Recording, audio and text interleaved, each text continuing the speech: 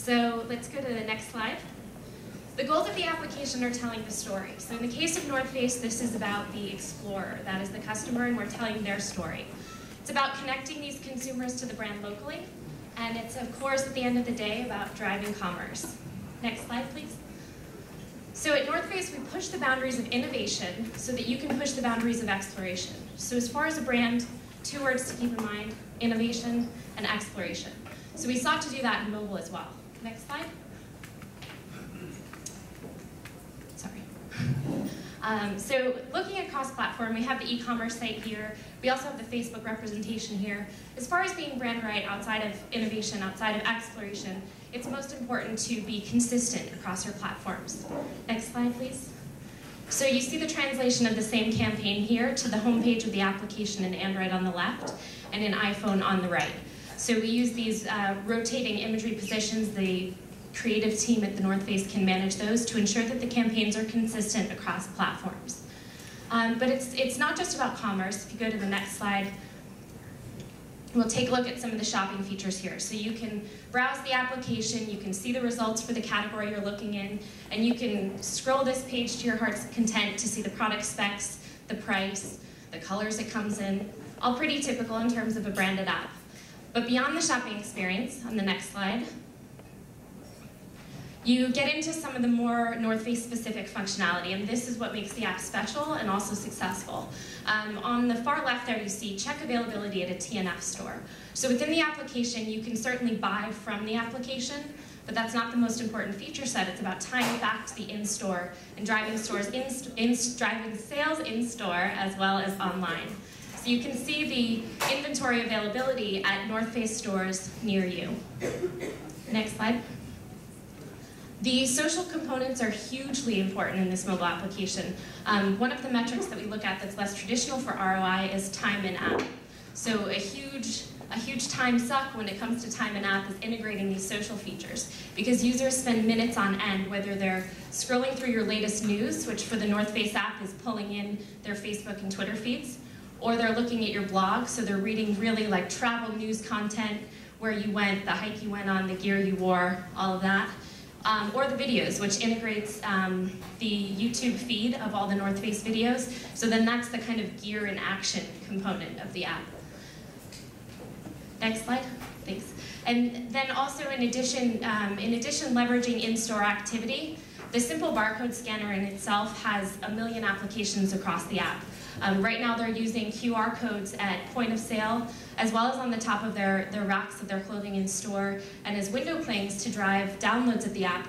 But you can equally use it, if you have a shy customer, scan the barcode on the clothing tag and you can read the reviews yourself if you don't want to ask a store associate for assistance.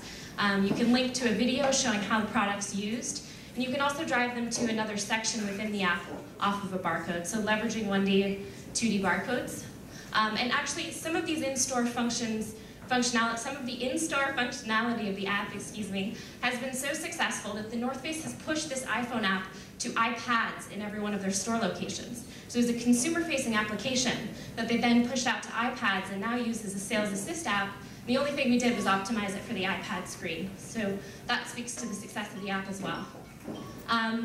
On the ROI point here, I know you guys would love me to tell you exactly how many dollars the North Face has made on sales through their application. We look at different metrics in mobile for ROI. They're not traditional e-commerce metrics, and we encourage people to stray away from thinking that way. One of our huge points of feedback in terms of ROI is how satisfied the users are. We look at our star ratings all the time. We don't rate them in any way, but we do look at them all the time for user feedback. We also look at time in app metrics, download metrics, and conversions of users across versions of the app, so the retention of the user base across downloads.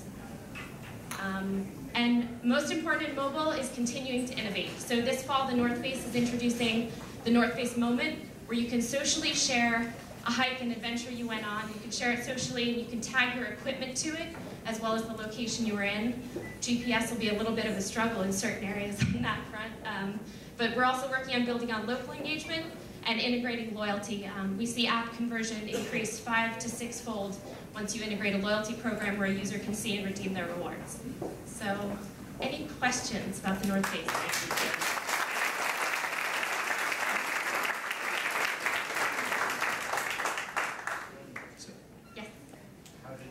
promoting it in store, or do they go any paid media, or do you? So they actually let their first version of the application ride on its own and gain traction through word of mouth.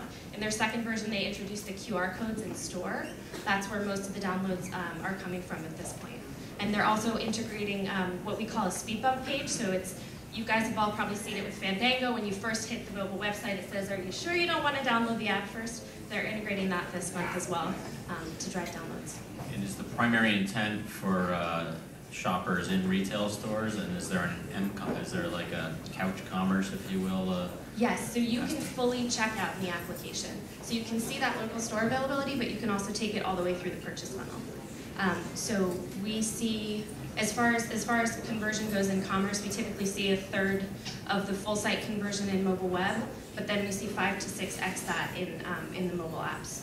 And that's consistent here as well. You mentioned social is a large part of this.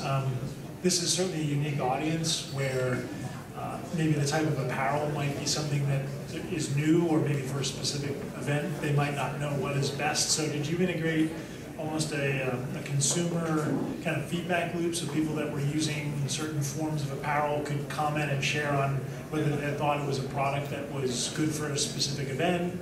Was there a social impact of kind of talking about the products themselves?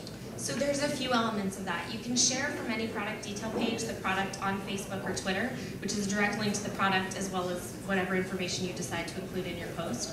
So that post right away, share by Facebook, email, Twitter.